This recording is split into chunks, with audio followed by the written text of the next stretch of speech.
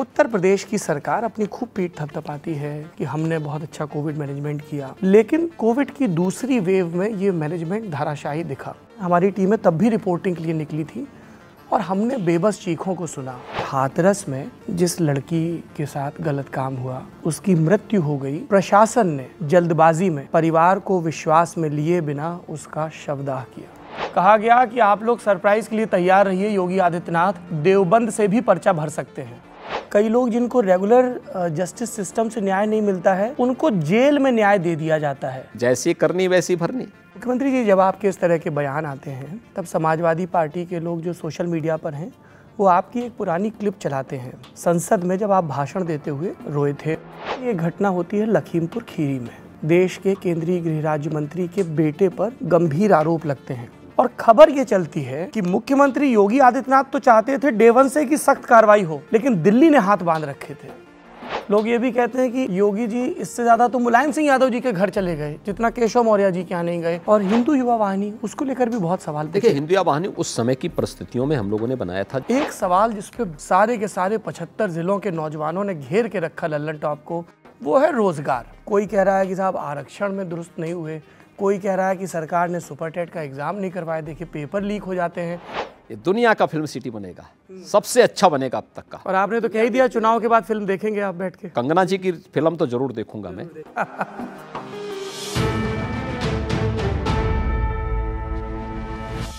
जमघट, लल्लन टॉप का सियासी मंच, सत्ता के दावेदारों से आपके हिस्से के सवाल। पर इन सवालों के बीच एक आहट भी है, ओमिक्रॉन वेरिएंट की, कोविड के बढ़ने की।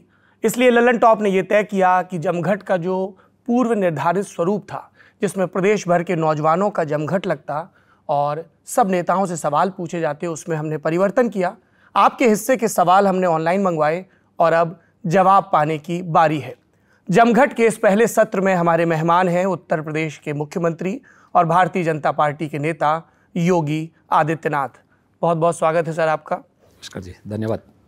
समय बड़ा कम है, 2 महीने बचे हैं, 10 मार्च को नतीजा आना है, तो इधर उधर की बात नहीं करते हैं। भूमिकाओं का वक्त बीत गया, रणभेरी बज चुकी है। क्या योगी आदित्यनाथ विधानसभा का चुनाव लड़ेंगे? न दैन्यम न पलायनम। जी, हमने कभी नहीं कहा कि नहीं लड़ेंगे। पार्टी जहां से कहेगी वहां से लड़ेंगे। ये पार्टी जहां से कहेगी, ये किसी भी अनुशासित कार्यकर्ता का जवाब होगा। अब मैं उन जवाबों को टटोलता हूं जो लखनऊ से लेकर दिल्ली तक चल रहे हैं। गोरखपुर गए, राधा रमन अग्रवाल हदस्याए हुए थे, कह रहे थे हमको लग रहा है हमारा टिकट कट जाएगा। कैमरा बंद हुआ, रुआंसे हो गए, उनको लग रहा है कि योगी आदित्यनाथ गोरखपुर से आएंगे। अयोध्या गए तो वहां पे ब्यूरोक्रेसी वाले ऐसे फुसफुसाहट के स्वर में पूछ रहे थे, महाराज जी यहाँ आ रहे हैं क्या?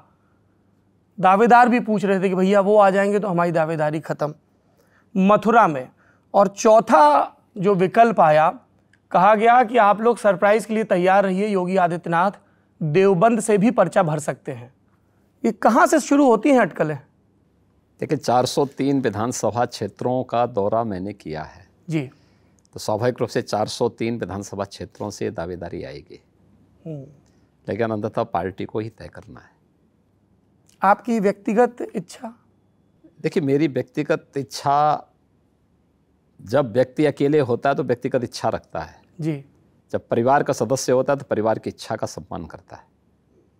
ये आप बार बार मुख्यमंत्री जी 403 का जिक्र कर रहे हैं। इसमें कुछ सीटें ऐसी थीं जहां 2017 की बीजेपी की प्रचंड लहर में भी पार्टी नहीं जीत पाई और आपने उसको एक असाइनमेंट की तरह लिया, वहां पर जाकर रैलियां की। वहां का क्या अनुभव रहा? क्योंकि मैंने कई ऐसी रैलियों के भाषण भी सुने फिर बाद में। बहुत अच्छे परिणाम वहाँ पे आएंगे। ये मान के चलिए कि लगभग 80 ऐसी सीटें थी जी, जिन पे 2017 में भारतीय जनता पार्टी नहीं जीत पाई थी। हम उन सभी सीटों पर भी इस बार विजय की दिशा प्राप्त करने की दिशा में कार्य कर रहे हैं और मेरा अनुमान है कि लगभग उसमें 65 से 70% सीटों पर बीजेपी चुनाव जीतेगी। 65 से 70%। आपका नारा है जो इश्तिहारों से पटे हुए हैं अखबार और सब जगह, फर्क साफ है, और उसके साथ आपके कार्यकाल की उपलब्धियां और नरेंद्र मोदी सरकार के कार्यकाल की उपलब्धियां हैं, उनका ब्यौरा दिया गया है और उसकी तुलना लार्जली की गई है समाजवादी पार्टी के क्रियाकलापों से। फिर वो जिनको सोशल मीडिया की भाषा में जुमले कहते हैं, उपयोगी, मोदी, योगी की जोड़ी। और ये भी कहा गया कि जब अमित शाह ने आकर यहाँ ऐलान कर दिया तो वो धुंध भी छट गई कि मुख्यमंत्री के नाम को लेकर या चेहरे को लेकर जो कुहासा था। क्या संवाद हुआ था लखनऊ और दिल्ली के बीच इसको लेकर?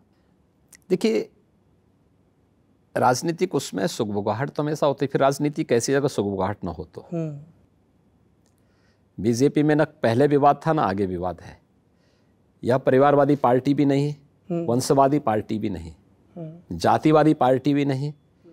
बीजेपी का ही कोई कार्यकर्ता मुख्यमंत्री होगा।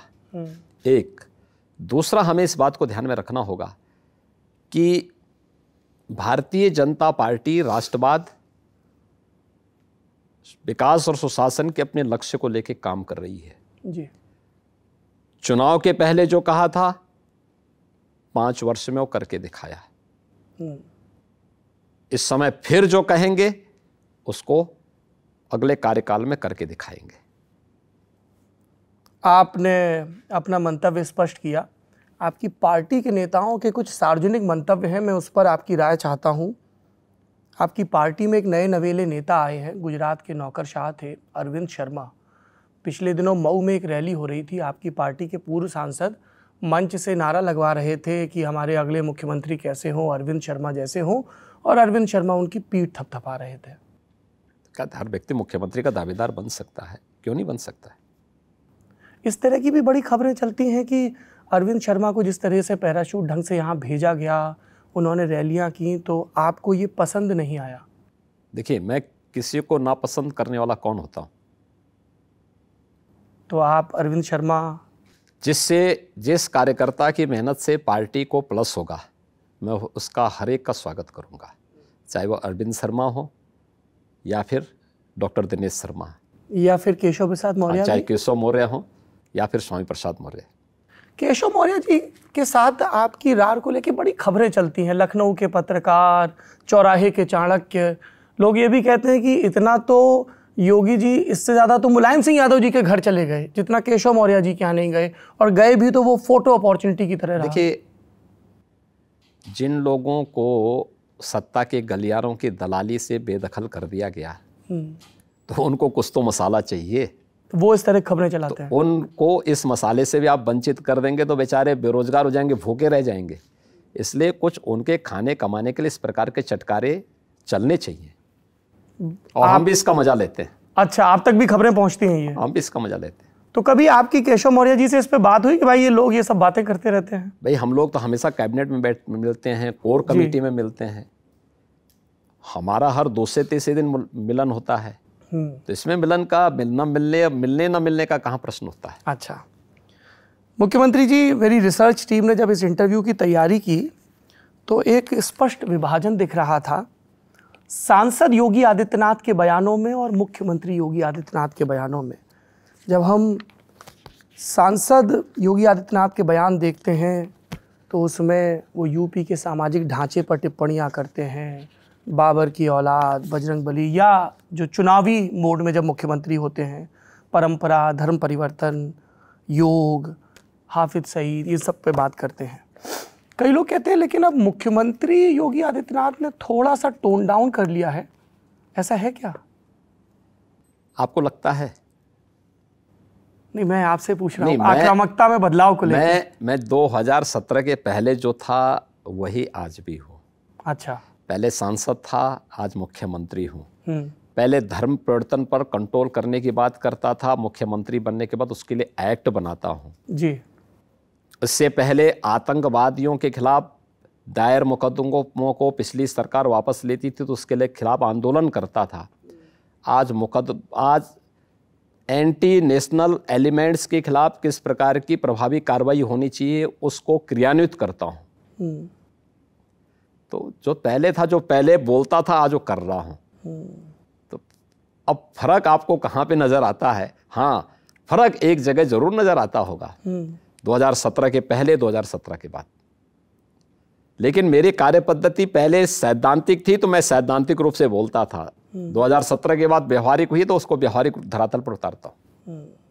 कई लोग ये भी कहते हैं कि पहले योगी जी से सवाल पूछे थे तो वो गुस्सा जाते थे, अब मुस्कुरा के जवाब देते हैं। बदलाव तो है। पहले भी मैं जो मुझसे जो पूछते थे वही मैं पहले बोलता था, वही आज भी बोल रहा हूँ। ये बताइए कि आप तो मुस्कुरा के जवाब दे रहे हैं, लेकिन आपकी पार्टी के कई विधायकों की मुस्कान हिली हुई है। ये स्टेट गेस्ट हाउस से लेके और उनके सहयोगियों से कमरे भरे पड़े हैं, फलाने नेता के घर, ढिकाने नेता के घर। धुकधुकी लगी है कि टिकट कट जाएगा। क्या गणासा चलेगा एक बड़ी संख्या पे? देखिए, पार्टी का संसदीय बोर्ड इन चीज़ों को तय करेगा। जनपद से, क्षेत्र से, प्रदेश से जो नाम आएंगे, व्यापक स्क्रीनिंग के बाद जिनका रिपोर्ट कार्ड अच्छा होगा उन सबको टिकट मिलेगा। जिनकी रिपोर्ट कार्ड में थोड़ी गड़बड़ी होगी उनसे संवाद बनाया जाएगा। कई लोग कह रहे हैं कि कम से कम 100 टिकट कटेंगे, क्योंकि जो हमने फील्ड में देखा, लल्लन टॉप ने 403 विधानसभा क्षेत्रों का दौरा किया। क्या हाल है यूपी यात्रा में? आपके कई विधायकों को लेकर बहुत नाराजगी है लोगों के मन में, और ये जाहिर सी बात है, ये खबरें आप तक भी पहुंचती होंगी, संगठन तक भी पहुंचती ही होंगी। हाँ, मैंने कहा ना, जो भी चीज़ें होंगी ये पार्टी में व्यापक विचार विमर्श के बाद ही कोई किसी निष्कर्ष पर पहुंचेंगे। जी, तो ये तो विधायकों की बात हो गई। अधिकारियों को लेकर भी बड़ी बात होती है। समाजवादी पार्टी ने एक चुनाव आयोग को प्रतिवेदन दिया है। 4 अधिकारियों के नाम हैं, अवनीश अवस्थी, नवनीत सहगल, अमिताभ यश और ADG law and order Prashant Kumar. कि साहब ये भाजपा के एजेंट के तौर पे काम कर रहे हैं। देखिए, अधिकारी अधिकारी होता है जी। वह न भाजपा का होता है, न सपा का होता है, न बसपा का होता है, न कांग्रेस का होता है। वो अपने आधिकारिक मानसिकता के साथ काम करता है। और मुझे लगता है कि समाजवादी पार्टी यही भूल करती है। आखिर अधिकारी अपने उत्तरदायित्वों का निर्वहन न करे। अभी तो इलेक्शन की प्रक्रिया प्रारंभ ही नहीं हुई। अभी तो केवल एक सामान्य तिथियों की घोषणा हुई है। ठीक बात। इसकी औपचारिकता 14 जनवरी से शुरू होगा जी। और तब अगर किसी अधिकारी पर कहीं भेदभाव करने और अन्य उसकी व्यवस्था, ये चारों अधिकारी डायरेक्ट इलेक्शन की व्यवस्था के साथ नहीं जुड़े हैं। हाँ, उन लोगों ने अपने अपने फील्ड में कुछ अच्छा काम किया होगा जी, लेकिन इलेक्शन की व्यवस्था के साथ डायरेक्ट नहीं जुड़े हैं। इलेक्शन की व्यवस्था में जिलाधिकारी जुड़ते हैं, पुलिस अधीक्षक जुड़ते हैं, चीफ सेक्रेटरी और डीजीपी जुड़ते हैं। शेष अधिकारी की भूमिका डायरेक्ट तो नहीं होती है। एडीजी लॉ एंड ऑर्डर और एसीएस होम की इनडायरेक्ट भूमिका तो सबकी होगी जी। देखिए, इतनी व्यवस्था होगी तो हर विभाग का कोई ना कोई कर्मी जाएगा, कोई वहाँ पोलिंग बूथ पे जाएगा, कोई काउंटिंग पे जाएगा, कोई अन्य व्यवस्था के साथ जुड़ेगा जी। लेकिन डायरेक्ट नहीं जुड़ा होता है ना। मतदाता सूची की पुनरीक्षण की कार्रवाई जिलाधिकारी के स्तर पर होनी है और जिलाधिकारी के अंदर भी पास भी एक टीम होती है, वो टीम करती है। बिल्कुल। तो उसमें इन लोगों की एक तो मानसिकता सामने आती है, दूसरा राज्य के प्रति इनकी भावनाएं क्या हैं ये भी सामने आ जाता है। इसलिए ये आपकी जो कोर टीम के लोग हैं उनको वो टारगेट करना चाहिए और अच्छा है, कम से कम उनको इसी बहाने नाम तो याद हैं।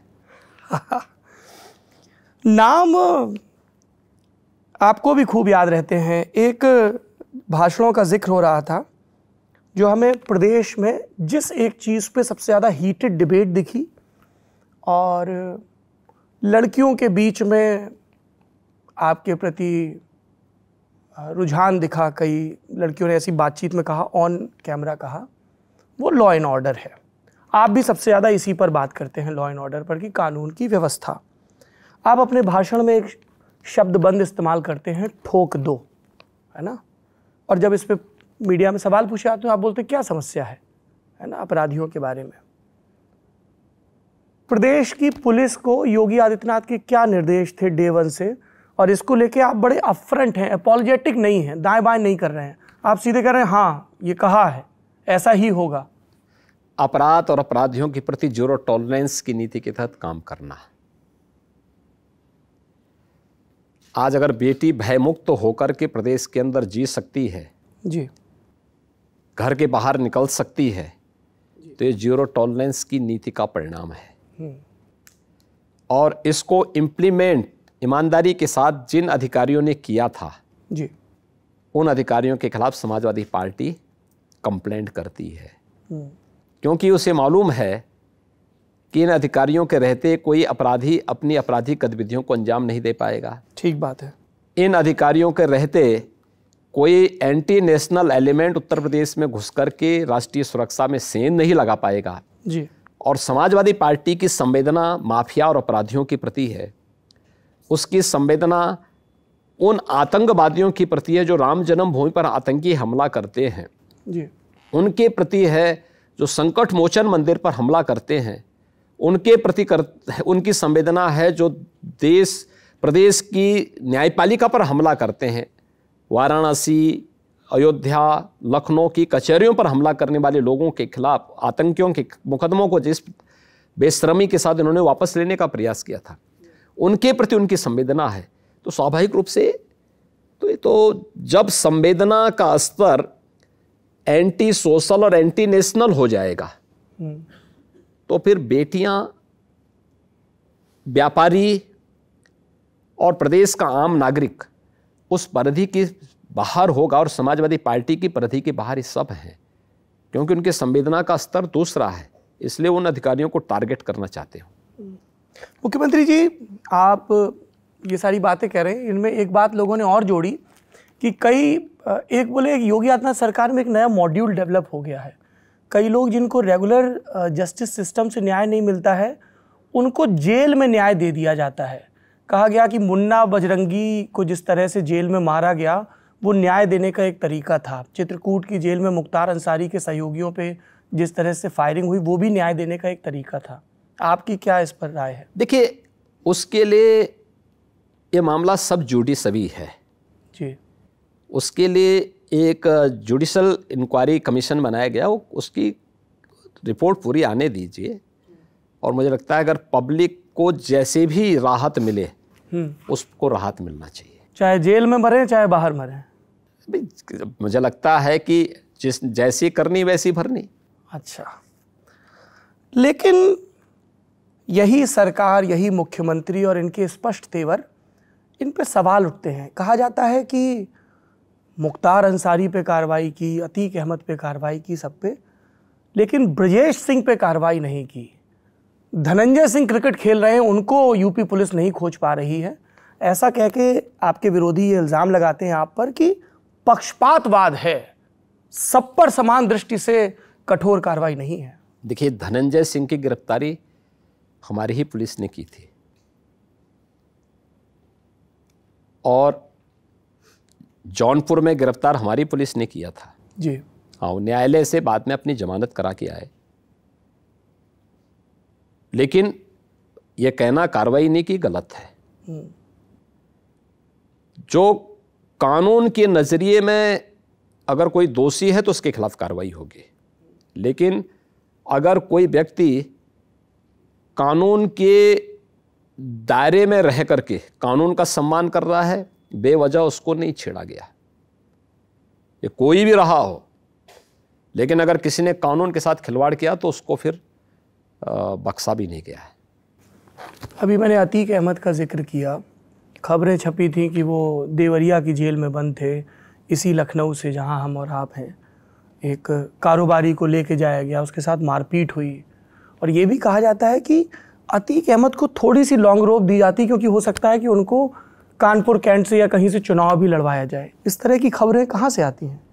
ये जो इनके हमदर्द हैं जी, उन लोगों से पूछना चाहिए, जो लोग इन्हें सांसद विधायक चुना करके भेजते थे कि मुख्तार अंसारी को कौन, कांग्रेस उसका सबसे बड़ा हितैषी है, जो 2 सालों तक उसको मेहमानबाजी उसकी पंजाब में करते रहे। इसके बाद मुख्तार अंसारी को जो है सपा ने भी और बसपा ने भी समय समय पर विधानसभा भेजने का कार्य किया जी। अतीक को भी इन सब ने भेजा है आजम खां को भी ये सब लोग भेजते रहे, तो इनसे पूछा जाना चाहिए, ज़्यादा अच्छे ढंग से लोग उसकी व्याख्या कर पाएंगे। कई दिल्ली में इस तरह की मीटिंग्स होती हैं सरकारी, केंद्र सरकार की, जिसमें सब राज्यों के मुख्यमंत्री पहुंचते हैं।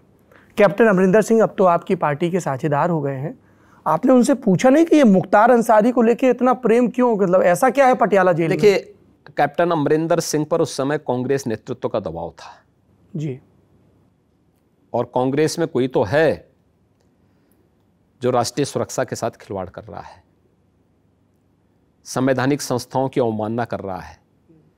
अभी प्रधानमंत्री जी की सुरक्षा के साथ जो पंजाब के अंदर हुआ है जी, कितना बेशर्मीपूर्ण और कितना शर्मनाक बयान पंजाब के मुख्यमंत्री का आया है, चरणजीत सिंह चन्नी का, कि प्रधानमंत्री जी की सुरक्षा के मुद्दे पर उन्होंने प्रियंका वाड्रा को ब्रीफ किया था। अब ये तो अस्तर है कांग्रेस का, तो इसलिए कांग्रेस की ये प्रवृत्ति बन चुकी है, इसकी फितरत बन चुकी है संवैधानिक संस्थाओं की अवमानना करना और राष्ट्रीय सुरक्षा के साथ खिलवाड़ करना।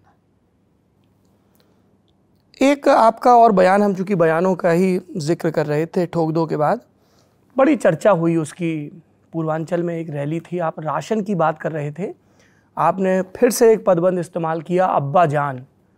किसकी तरफ संकेत था आपका? देखिए, मेरा उनके प्रति था जो लोग गरीबों का राशन हड़प जाते थे। अब्बा जान शब्द संसदीय तो नहीं है, बिल्कुल नहीं है। मैंने तो विधानसभा में, विधान परिषद में ही पूछा था समाजवादी पार्टी के नेताओं से, जी, आखिर आप इतना क्यों चिढ़ जा रहे हैं अब्बा जान शब्द से? मैंने विधान परिषद में समाजवादी पार्टी के जो नेता हैं विधान परिषद में, उनसे मैंने पूछा जी, मैंने कहा क्या अब्बा जान कोई असंसदीय शब्द है क्या? उन्होंने कहा नहीं। तो मैंने कहा जब असंसदीय नहीं तो फिर आपकी पार्टी क्यों इससे चिढ़ रही है? यानी उनको मुस्लिम वोट चाहिए लेकिन अब्बा जान से परहेज, ये तो दोहरा चरित्र हो गया था आपकी पार्टी का। उन्होंने कहा नहीं, इनको ये लगता है कि चूँकि समाजवादी पार्टी मुसलमानों का ज़्यादा तुष्टीकरण करती थी, इसलिए हो सकता अब्बा जान समाजवादी पार्टी के लिए उपयोग किया गया हो, इसलिए चिढ़ रहे हैं। तो हमने कहा चोर की दाढ़ी में तिनका, कोई क्या कर सकता है। अच्छा, विधान परिषद का आप जिक्र कर रहे हैं, फरवरी में ही सत्र था, तो आप नाराज़ होकर ये भी बोले कि पेट दर्द ठीक कर दूंगा तुम लोगों का। नहीं, मैंने इस चीज़ को कहा था भी अगर आप बहुत उत्तेजना, क्योंकि कुछ सदस्य थे जो अपनी बाह बहुत तेज़ी के साथ ऊपर कर रहे थे, तो मैंने कहा देखो ये गर्मी यहाँ दिखाने की आवश्यकता नहीं। तो उसने कहा नहीं मुझे दर्द हो रहा है। मैंने कहा इस दर्द का उपचार करने के लिए तो हम यहाँ बैठे ही है, तो उसका उपचार तो हमारे पास है ही। मुख्यमंत्री जी, जब आपके इस तरह के बयान आते हैं तब समाजवादी पार्टी के लोग जो सोशल मीडिया पर हैं वो आपकी एक पुरानी क्लिप चलाते हैं। संसद में जब आप भाषण देते हुए रोए थे और आपने कहा था कि ये जैसे नक्सली सुनील महतो को मारा वैसे मुझे मार देंगे, वो प्रसंग आपको ध्यान आता है? क्या थी परिस्थितियाँ? देखिए, समाजवादी पार्टी के समय एक सुनियोजित तरीके से गोरखपुर में दंगे करवाए गए।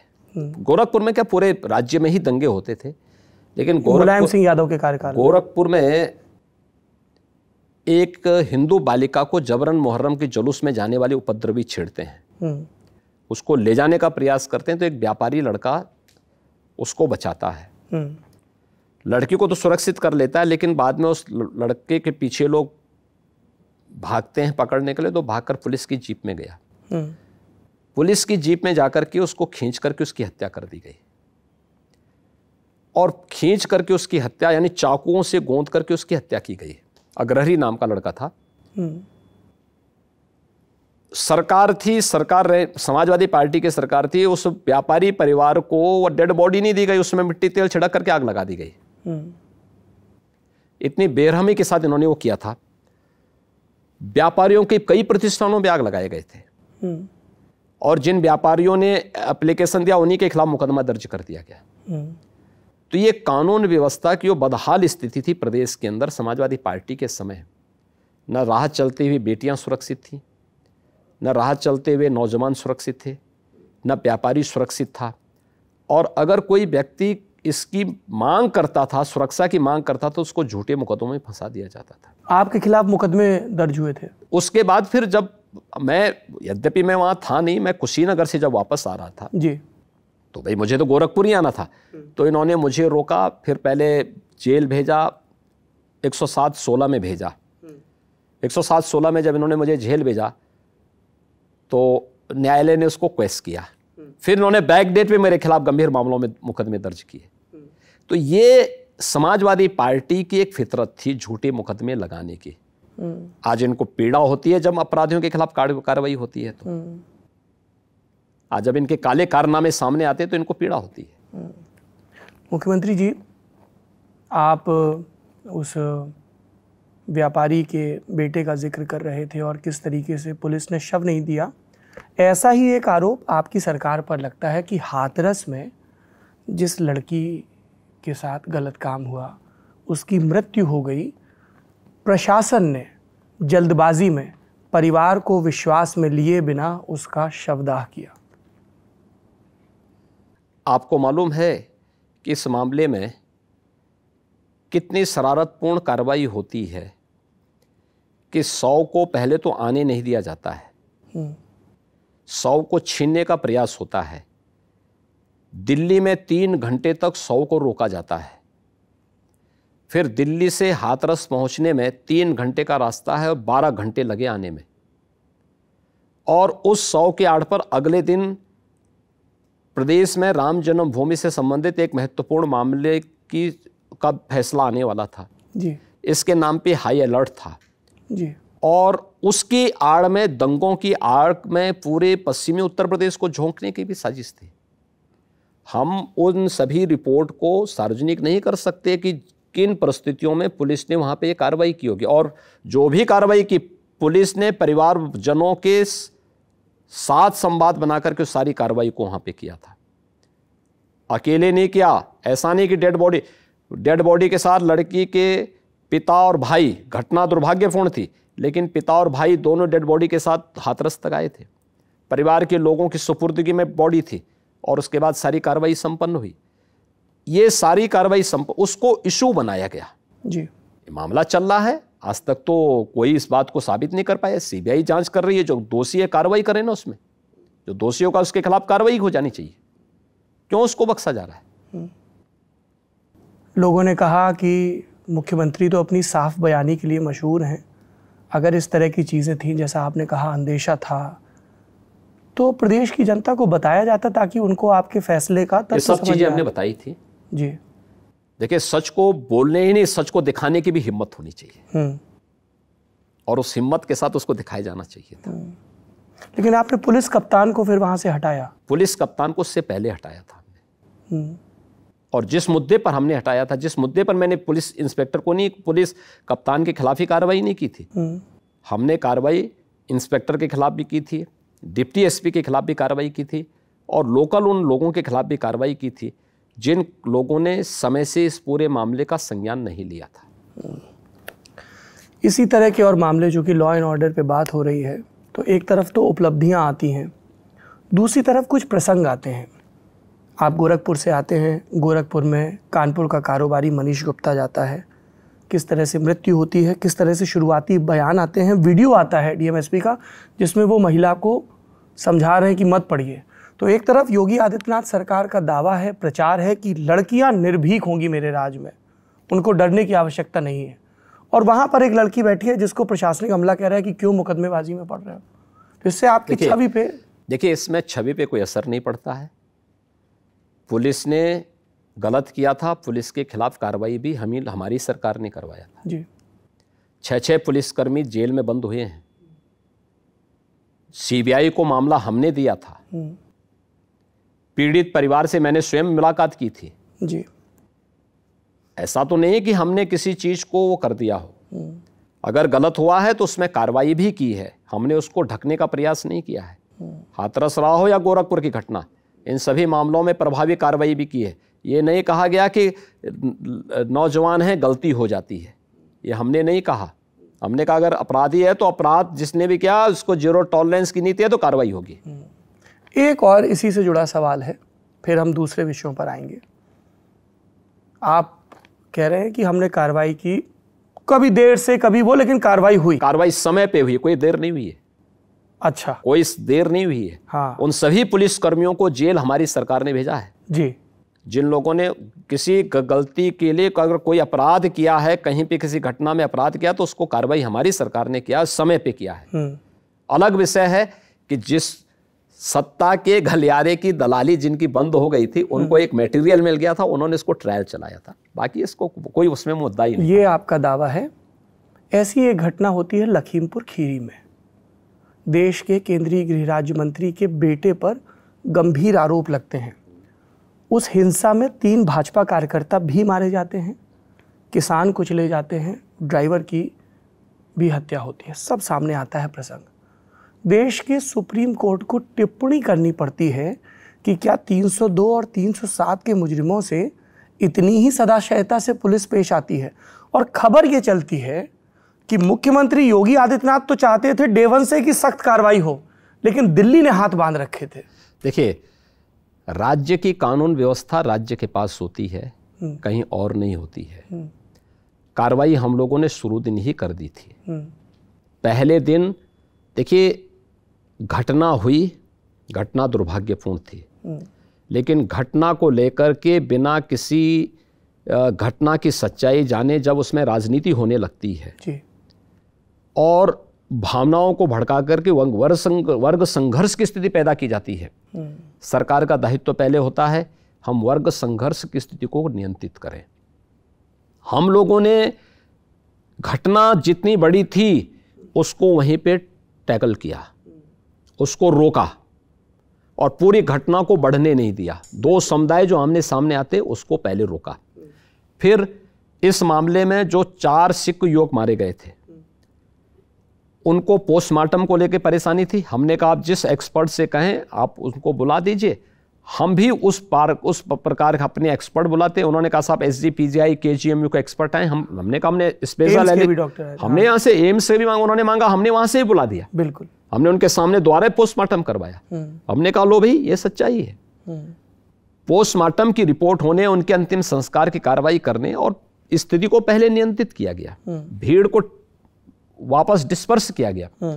फिर व्यवस्थित तरीके से पूरी घटना की तह में गए और फिर जो नियमानुसार कार्रवाई हो सकती थी वही कार्रवाई की। उसके लिए जुडिशियल कमीशन बनाया, SIT बनाया। सुप्रीम कोर्ट को लगा कि नहीं ये उचित, ये इससे भी अच्छा बनना चाहिए। हमने कहा आप स्वयं बना लीजिए। उन्होंने स्वयं बनाया। जो नियमानुसार कार्रवाई थी उस कार्रवाई के बाहर तो कोई भी नहीं जा पाया। वही उसी चीज को लेकर के लोग आगे बढ़े। तो यहाँ पे कहाँ से किसी के बचाव की बात आती है और कहाँ पर किसी के खिलाफ कार्रवाई न करने की बात आती है। आप एक बड़ी गंभीर बात कह रहे हैं कि वहाँ पे लॉ एंड ऑर्डर की सिचुएशन हो सकती थी, खासतौर पर 2 समुदाय और हम सब लोग, क्योंकि पत्रकार से इतर हम नागरिक भी हैं और चाहते हैं कि प्रदेश और देश शांत रहे। तब लोगों ने ये एक बात और कही कि भाई इस बार योगी आदित्यनाथ का पॉलिटिकल क्राइसिस मैनेजमेंट दुरुस्त रहा। जिस तरह से राकेश टिकैत को आने दिया गया, बाकी जो नेता आ रहे थे उनको अलग अलग जगह रोका गया। राकेश टिकैत को क्लियरेंस कि भाई जाओ बात करो। आपने जिन अभी नेताजी का जिक्र हो रहा है, जिन अधिकारी का जिक्र हो रहा था SP के प्रतिवेदन में, ADG law and order Prashant Kumar, वो भी पहुंचे और क्राइसिस मैनेज हो गई। देखिए, हमने ADG लॉ एंड ऑर्डर को एक दिन पहले ही वहां भेज दिया था, क्योंकि ADG जॉन छुट्टी पे थे जी। तो इसलिए एक ADG स्तर का अधिकारी वहां जाए तो IG रेंज के अलावा ADG लॉ एंड ऑर्डर वहाँ पहुँचे। उनको मैंने स्पेशल उससे वहाँ भेजा था कि भाई आप वहाँ जाइए, इन चीज़ों को देख करके एक बार पूरी स्थिति का करिए। और उसके बाद फिर धीरे धीरे करके इस पूरे उसको नियंत्रित किया गया। हम लोगों ने इस पूरी व्यवस्था को, उसी पे नहीं, हर एक घटना को गंभीरता से लिया जाता और गंभीरता से लेकर के फिर सरकार अपनी कार्रवाई को आगे बढ़ाती है और व्यवस्थित तरीके से इसको आगे बढ़ाने का कार्य। उसमें कोई किसी को न संदेह की गुंजाइश पहले थी ना आज किसी को होनी चाहिए। राकेश टिकैत से आपने बात की थी? मुझे लगता है तो आपके लिए एक मुद्दा है कि राकेश टिकैत BJP का समर्थन कर रहा है। क्योंकि मैं उन दिनों उसके आसपास के इलाकों में दौरा कर रहा था तो पता चला कि हर जगह DM और SP ने ये सुनिश्चित किया कि जब राकेश टिकैत का काफिला आए तो उसको क्लियर पैसेज मिले, ऐसा लखनऊ से निर्देश था। तो ये संवाद दिल्ली से हुआ था उनसे या स्वयं मुख्यमंत्री जी ने? मुझे लगता है आपके पास ज़्यादा अच्छी खबर होगी। अच्छा जी, आपके भाषणों के जिक्र में हम ठोक दो पे आए, अब्बा जान पे आए, लॉ एंड ऑर्डर पे आए। योगी आदित्यनाथ मुस्कुरा के मथुरा का जिक्र करते हैं। अयोध्या में भव्य तरीके से श्री राम जन्मभूमि में निर्माण कार्य चल रहा है। मैं खुद अपने दौरे के दौरान देख के आया, रामलला जहाँ विराजमान है और जहाँ निर्माण कार्य चल रहा है। हालांकि मुझे एक फिक्र हुई कि जितने अयोध्या में बंदर हैं, अयोध्या और फैज़ाबाद में, तो जब राम जन्मभूमि पूरी बन जाएगी तो बंदरों की समस्या क्या किया जाएगा, ये एक मसला है। इसका भी समाधान होगा। काशी कॉरिडोर भी मैं देख के आया, अभी थोड़ा सा वो गंगा जी की तरफ वाला काम बचा है और वहाँ पे भी भव्य निर्माण हो रहा है। फिर मथुरा, और एक पुराना नारा 80 के दशक का कि अयोध्या, काशी, मथुरा इनकी मुक्ति, फिर 6 दिसंबर 92 के बाद का नारा, और इन सब नारों की शुरुआत अगर मैं बिल्कुल 1949 में चला जाऊं तो आपके दादा गुरु महंत दिग्विजय नाथ जी की पूरी वो योजना, और फिर 22 दिसंबर 1949 जब मूर्तियां प्रकट होती हैं। क्या है मथुरा को लेकर प्लान? मथुरा का प्लान वही है जो आपके मन में है। क्या मथुरा में भी उसी तरह से बड़ा निर्माण होगा जैसा अयोध्या और काशी में हो रहा है? वहाँ ऑलरेडी निर्माण कार्य चल रहा है हमारा। जी, आप ब्रज विकास परिषद के तहत होने वाले काम, तीर्थ विकास परिषद के माध्यम से सारे कार्य हमारे चल रहे हैं, और ब्रज भूमि एक नए तीर्थ के रूप में फिर से देश और दुनिया के सामने छा रही है। कई राजनीतिक टिप्पणीकार, उनका काम होता है कि हर राजनीतिक फैसले की महीन परतें टटोलें। उन्होंने कहा बीजेपी थोड़ा लंबा देख रही है, तो हमने पूछा कैसे लंबा? बोले देखिए है क्या कि आराध्य तो सबके होते हैं, लेकिन कुछ सामाजिक समूहों के साथ उनकी आइडेंटिटी भी जुड़ी होती है। जैसे मौर्य समाज चंद्रगुप्त मौर्य को बहुत देखता है, सरदार पटेल पूरे देश के नायक हैं, लेकिन पटेल समाज उनको पोस्टरों पे लेके आया। कहा गया कि मथुरा को साध के बीजेपी यादव समाज को भी ये संदेश देना चाह रही है कि हम आपकी फिक्र कर रहे हैं, वो नहीं जो आपके नाम की राजनीति कर रहे हैं। उन राजनीतिक टिप्पणीकारों के ऑब्जर्वेशन में वजन है। देखिए, भगवान कृष्ण हम सब के आराध्य हैं जी। राजनीति की संकीर्ण जातिवादी मानसिकता आराध्य देवों के ऊपर नहीं आने देनी चाहिए। सबके पूज्य हैं, और लेकिन हमारे सांस्कृतिक राष्ट्रवाद के अंदर उन सभी स्थलों को दिव्य और भव्य स्वरूप प्रदान करना, ये हमारा दायित्व बनता है। हम वह कार्य कर रहे हैं। हमने तो विंध्यवासिनी धाम में भी कर रहे हैं हम लोग काम, हम तो नेमिस में भी कार्य कर रहे हैं जी, हम तो बुद्धा सर्किट पे भी काम कर रहे हैं।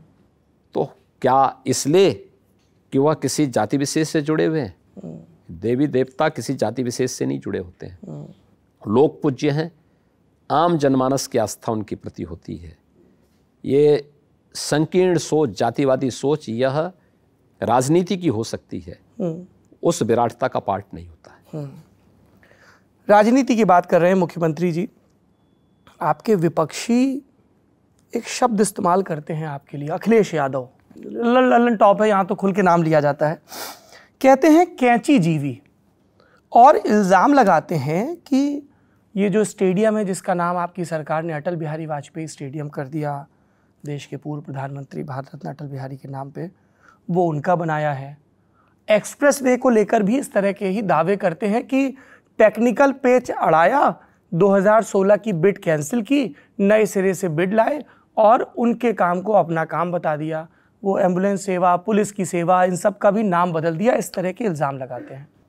देखिए, संभवतः वो भूल गए हैं कि उनको किसी ने संभवतः लिख के ये नहीं दिया कि उत्तर प्रदेश का निर्माण भी उन्होंने ही किया था।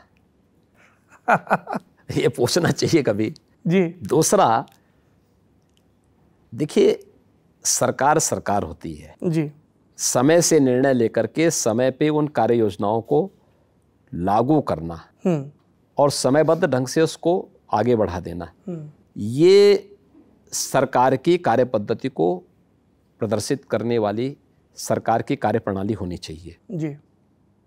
समाजवादी पार्टी की सरकार ने जो भी काम करने का प्रयास या तो किया तो भ्रष्टाचार की चपेट में आया है। जैसे गोमती रिवर फ्रंट, जी, कुल योजना बनी थी 167 करोड़ की जी, और जब हम लोग आए थे तब तक 1400 करोड़ रुपए खर्च हो चुके थे, लेकिन परियोजना अधूरी थी। ठीक। ये समाजवादी पार्टी के समय का ये नमूना है, ये उनके काले कारनामे हैं। जी। ऐसे ही अन्य तमाम प्रोजेक्ट थे। सवाल ये है कि पूर्वांचल एक्सप्रेसवे की आपने चर्चा की है। जी। पूर्वांचल एक्सप्रेसवे दिसंबर 2016 में से अखिलेश यादव जी ने उसका शिलान्यास कर दिया था। जी। लेकिन जब मई 2017 में कार्य प्रारंभ नहीं हुआ तो मैं हर विभाग की समीक्षा कर रहा था, तो उस समय मैंने इसकी भी समीक्षा की जी। तो मैंने इसके बारे में पूछा कि भाई आखिर क्यों ये कार्य पूरा नहीं हो पाया जी।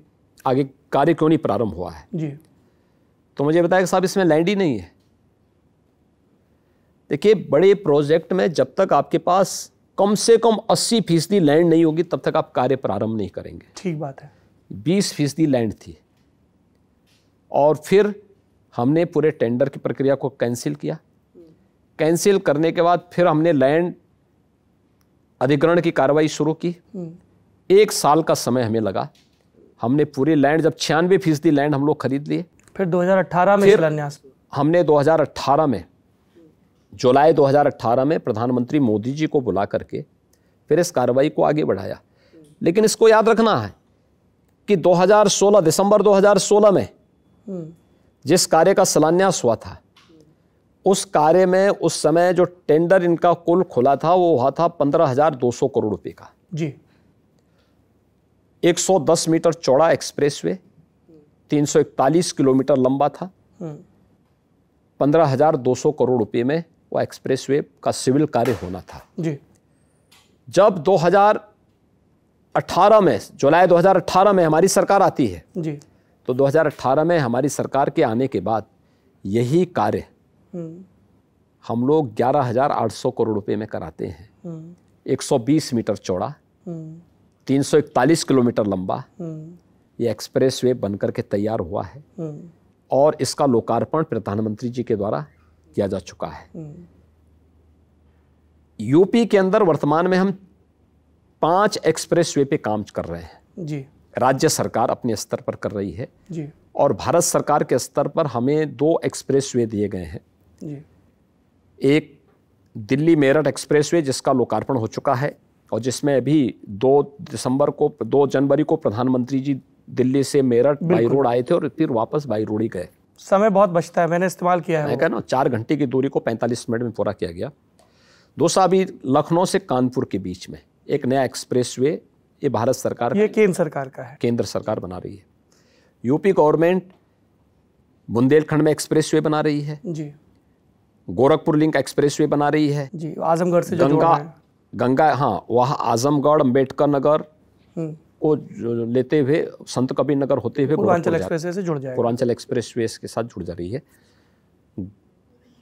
गंगा एक्सप्रेसवे का शिलान्यास हो चुका है जी।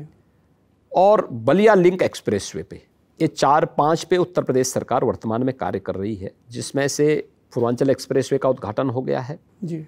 बुंदेलखंड एक्सप्रेसवे अंतिम चरणों में अपनी चल रही है। उसमें मेरी विशेष दिलचस्पी है क्योंकि मैं वहीं से आता हूँ। नहीं, मैं हमारा अंतिम चरणों में उसका काम चल रहा है जी। ये एक्सप्रेसवे इंटर स्टेट कनेक्टिविटी। देखिए, 2017 के पहले यूपी के बारे में क्या लोगों की धारणा थी जी। लोग ये मानते थे जहां से अंधेरा प्रारंभ हो वह यूपी है, जहां से सड़कों पे गड्ढे दिखाई दे वो यूपी है। यानी आप नेपाल से आएंगे तो भी वहां यूपी की स्थिति ऐसी थी, बिहार से चलते थे तो भी ऐसी स्थिति होती थी। आप जो है छत्तीसगढ़, झारखंड, मध्य प्रदेश, राजस्थान, हरियाणा, उत्तराखंड, दिल्ली, कहीं से आते थे, सड़कों पे बड़े बड़े गड्ढे दिखते थे। हमने पूरी इंटर स्टेट कनेक्टिविटी को 4 लेन के साथ जोड़ा। हर जिला मुख्यालय को 4 लेन के साथ जोड़ने की कार्रवाई संपन्न की। हर तहसील मुख्यालय को 2 लेन और 4 लेन के साथ जोड़ने की कार्रवाई प्रारंभ की जी। मेट्रो का विस्तार किया। आखिर अखिलेश जी भी तो कर सकते थे। हाँ, वो यही कहते हैं कि ये सब तो हमारी शुरू की हुई। मैं क्या कर रहा हूँ, वे भी कर सकते थे लेकिन वे इस लायक नहीं थे। उनके पास इस प्रकार का विजन नहीं था। वे अपने समय में गरीबों को मकान दे सकते थे। 18,000 गरीबों को मात्र मकान सैंक्शन किया था, किसी को दिया नहीं था। लोहिया आवास योजना में, प्रधानमंत्री आवास योजना में। अच्छा, केंद्र वाली जी। ये केंद्र और स्टेट दोनों की है जी। लेकिन हमारी सरकार ने 43 लाख गरीबों को आवास दिए हैं। ये काम वो भी कर सकते थे। स्वच्छ भारत मिशन में गरीबों को शौचालय वे भी दे सकते थे, उन्होंने नहीं दिया। हमने 2,61,00,000 गरीबों को शौचालय भी दिया। हर गांव में सामुदायिक शौचालय भी बनाए। उस सामुदायिक शौचालय के साथ गांव की एक गरीब महिला को रोजगार के साथ जोड़ने का काम भी किया। हर गांव में बीसी सखी को नियुक्त करने की कार्रवाई भी की। हर ग्राम सभा में एक ग्राम सचिवालय का निर्माण और एक ग्राम पंचायत सचिवालय सहायक के रूप में भी एक व्यक्ति को वहां पे रोजगार की व्यवस्था की जा सकती थी। उन्होंने नहीं किया, क्योंकि विकास का विजन नहीं था, कार्य करने का अनुभव भी नहीं था, कार्य करना भी नहीं चाहते थे, रुचि भी नहीं थी। 12 बजे सो के कोई व्यक्ति उठेगा, 2 बजे तक अपने काम धाम के लिए आगे बढ़ेगा और फिर तब तक उन्हें साइकिल की याद आ जाएगी तो साइकिलिंग के लिए निकल पड़ेंगे, तो उनसे क्या उम्मीद करते हैं? ये आप अभी गाँव का जिक्र कर रहे थे, मुझे यात्रा के दौरान एक महिला प्रधान मिली, वो बड़ी नाराज़ थी आपसे, कह रही थी बताओ इतनी मेहनत करके प्रधान बने लेकिन एक 20 महिलाओं की और कमेटी बना दी है, सारे फैसले वही करती है, हमें लग रहा था हम अकेले फैसले करेंगे। तो ये विकेंद्रीकरण सोचा समझा था? देखिए, हमने सत्ता के विकेंद्रीकरण की कार्रवाई को आगे बढ़ाया है। पहले जाति प्रमाण पत्र, मूल निवास प्रमाण पत्र, आय प्रमाण पत्र के लिए व्यक्ति को तहसील और जिले के अंदर जाना पड़ता था। आज हमने उसका केंद्र बिंदु गांव शौचालय तक सीमित करने की तैयारी कर रहे हैं कि गांव में ही गांव के लोगों को सुविधा मिले।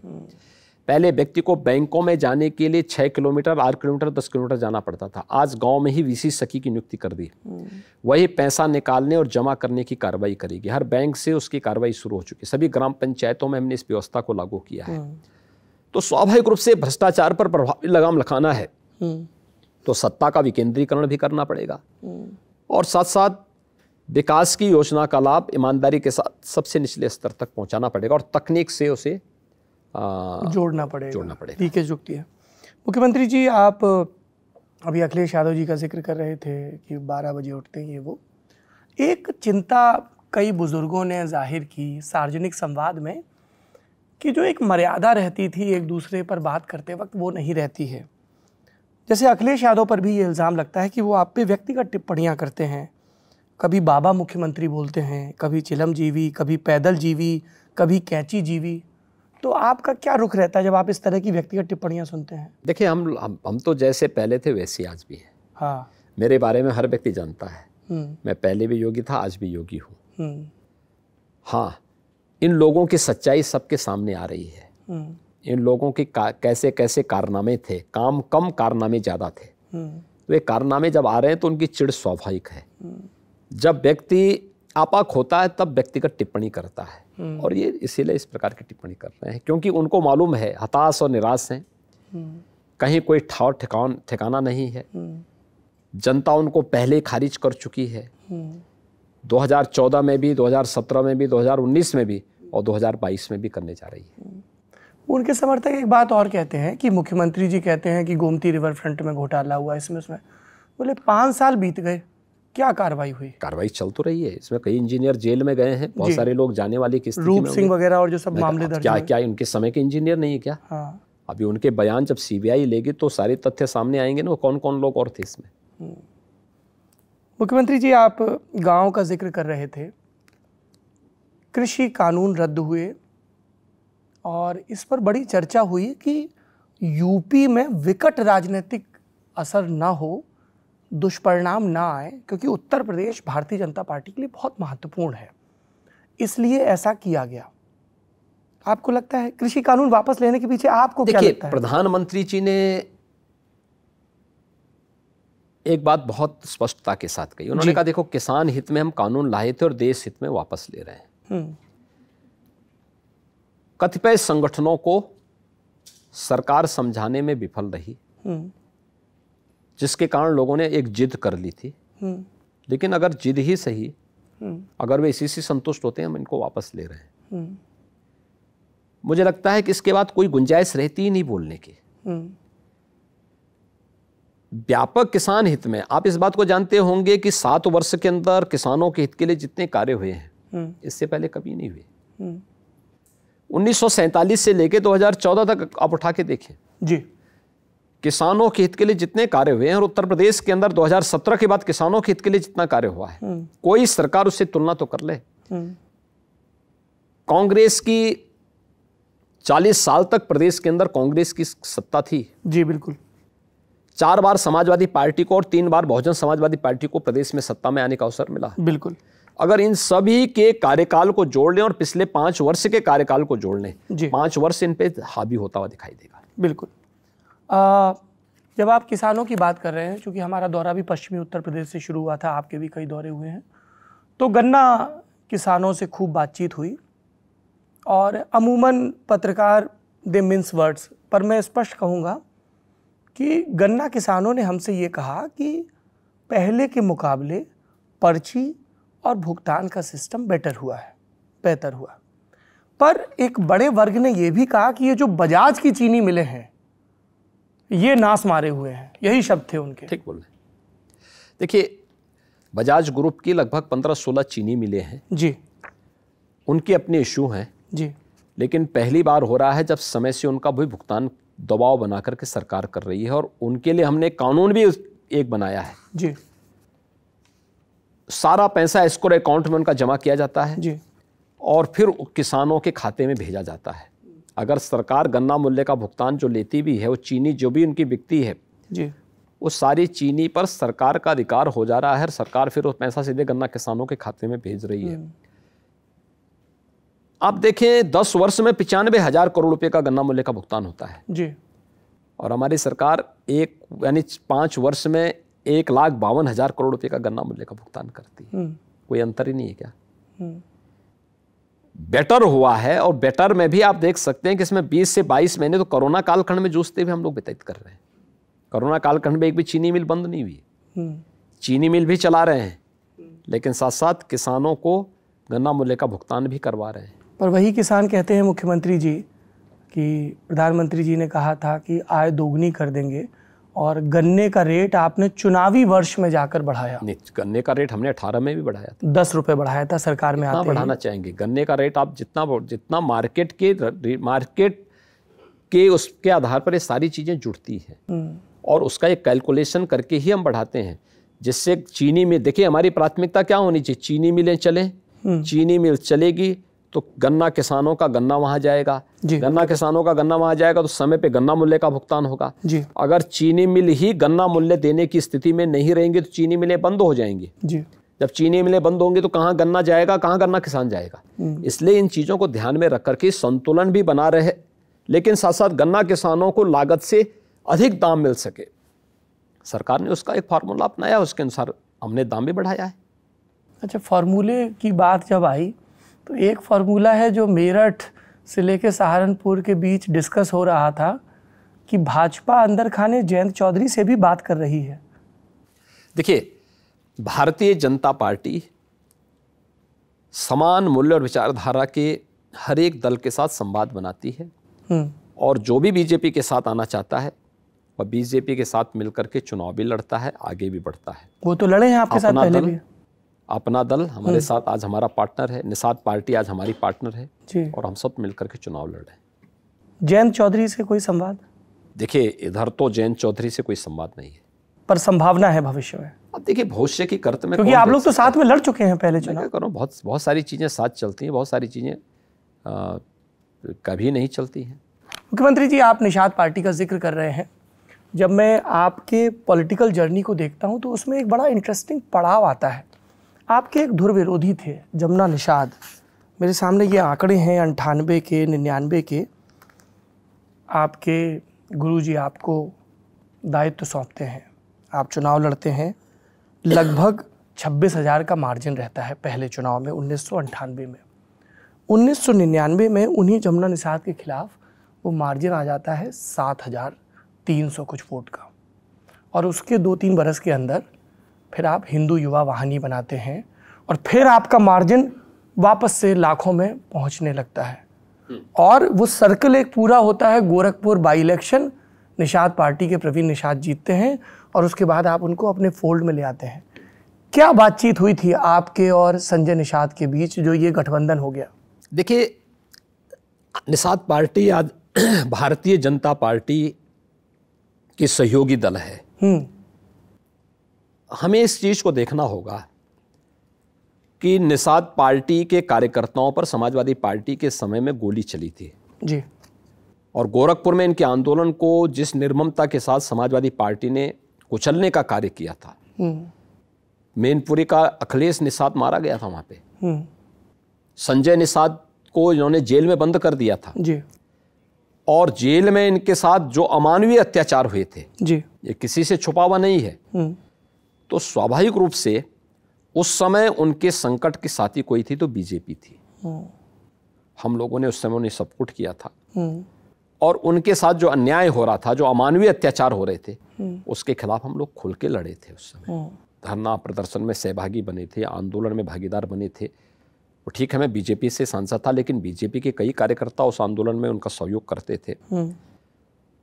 और अंततः उनको लगा कि भाई समाजवादी पार्टी ने तो धोखा दिया है, वो धोखा दे रही है, तो अंततः वो बीजेपी के साथ आज गठबंधन के साथ हैं, बीजेपी के साथ मिलकर चुनाव लड़े।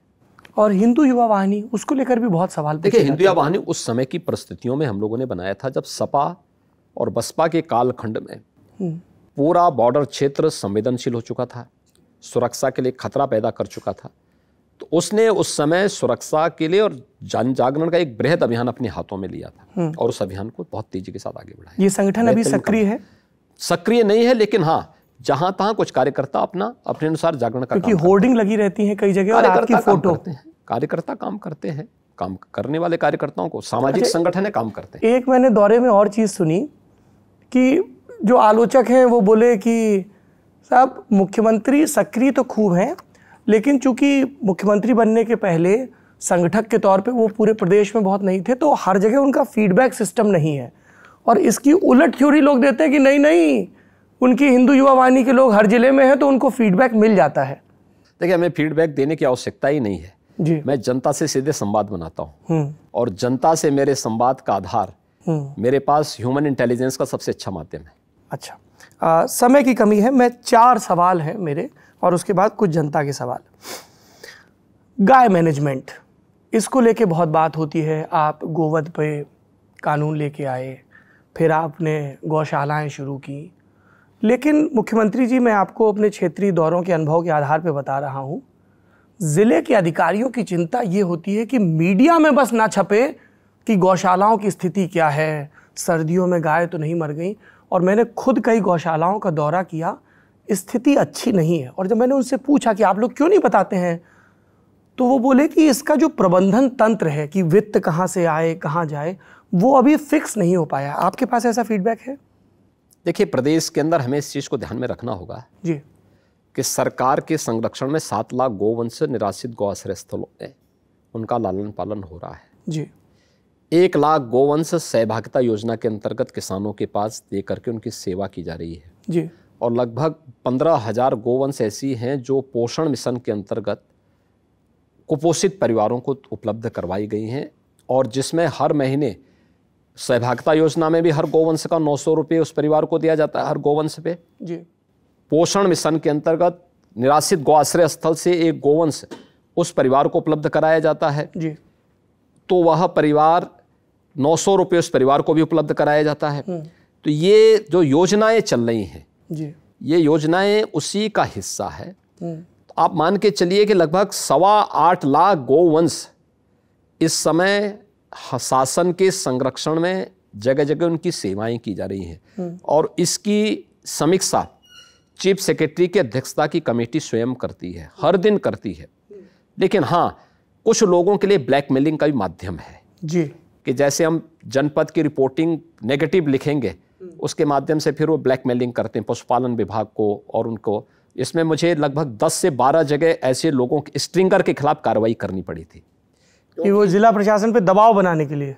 हमने जांच करवाई, फिर मैंने शासन, उन्होंने कहा साहब ऐसी घटना नहीं घटी, फिर मैंने यहाँ शासन से टीम भेजी तो पता लगा साहब ऐसा कुछ नहीं हुआ। फिर मैंने उस व्यक्ति से पूछा जिसने रिपोर्टिंग की थी जी, उसने कहा साहब गलती हो गई है। तो मैंने फिर पूछा भी क्यों ये कर रहा था, पता लगा कि ये दलाल यहाँ का पेशेवर दलाल है। तो हमने कहा इसको थोड़ा कुछ दिन जेल में भेज दो। तो ऐसे कुछ दलालों को भी हम लोगों ने इलाज भी किया है। लेकिन हाँ, चैलेंज भी है, ऐसा नहीं कि चैलेंज भी सड़कों पे आवारा पशु। मैं क्या करूँ, ये आज पहली बार तो हुआ नहीं जी बिल्कुल, और केवल यूपी में भी नहीं, ऐसा भी नहीं है कि केवल यूपी में हो, पूरे देश के अंदर आप जाइए, उत्तर से दक्षिण तक हर जगह मिल जाएगा। हमारी सरकार ने इलीगल स्लॉटर हाउसेज बंद कराए हैं, वो बंद चल रहे हैं और इलीगल स्लॉटरिंग नहीं होने देंगे। अवैध तस्करी होती थी वह नहीं होने देंगे, नहीं होने दिया गया। हम अधिक से अधिक संख्या में निराश्रित गौआश्रय स्थल बनाएंगे, हमने किया है और इसमें निरंतरता बना करके आगे कार्रवाई की जा रही है। क्योंकि मैं आपको बताऊं, ये ऑन वीडियो है कि भाजपा कार्यकर्ता बोले साहब हमारी बाबा जी की सरकार बड़ी अच्छी है, लेकिन रात पूरी बीत जाती है खेतों में रखवाली करते हुए। अच्छे गांव खेत की रखवाली कोई करेगा तो खेत में अच्छी पैदावार भी होगी। अच्छा जी, मैनेजमेंट के देखिए अभी जिक्र हुआ, कोविड मैनेजमेंट। उत्तर प्रदेश की सरकार अपनी खूब पीठ थपथपाती है कि हमने बहुत अच्छा कोविड मैनेजमेंट किया, लेकिन कोविड की दूसरी वेव में ये मैनेजमेंट धाराशाही दिखा।